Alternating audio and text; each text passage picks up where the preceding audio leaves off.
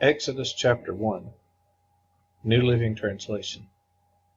These are the names of the sons of Israel, that is Jacob, who moved to Egypt with their father, each with his family: Reuben, Simeon, Levi, Judah, Issachar, Zebulun, Benjamin, Dan, Naphtali, Gad, and Asher. In all, Jacob had 70 descendants in Egypt, including Joseph, who was already there. In time, Joseph and all his brothers died, ending that entire generation. But their descendants, the Israelites, had many children and grandchildren. In fact, they multiplied so greatly that they became extremely powerful and filled the land. Eventually, a new king came to power in Egypt who knew nothing about Joseph or what he had done.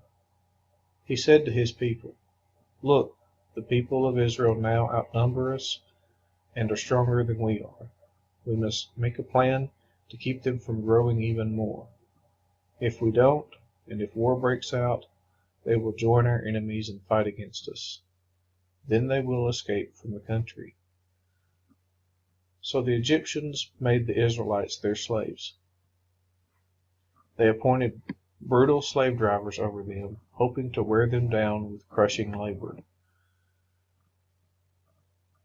They forced them to build the cities of Pithom and Ramesses as supply centers for the king. But the more the Egyptians oppressed them, the more the Israelites spread and multiplied and spread, and the more alarmed the Egyptians became.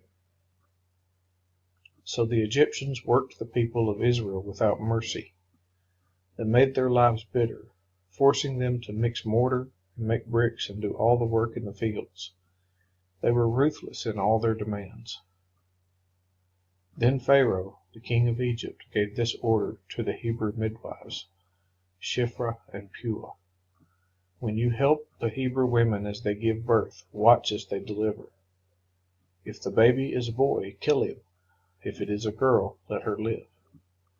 But because the midwives feared God, they refused to obey the king's orders. They allowed the boys to live too. So the king of Egypt called for the midwives. "Why have you done this?" he demanded. "Why have you allowed the boys to live?" "The Hebrew women are not like the Egyptian women," the midwives replied. "They are more vigorous and have their babies so quickly that we cannot get there in time." So God was good to the midwives, and the Israelites continued to multiply, growing more and more powerful. And because the midwives feared God, he gave them families of their own. Then Pharaoh gave this order to all his people: "Throw every newborn Hebrew boy into the Nile River, but you may let the girls live."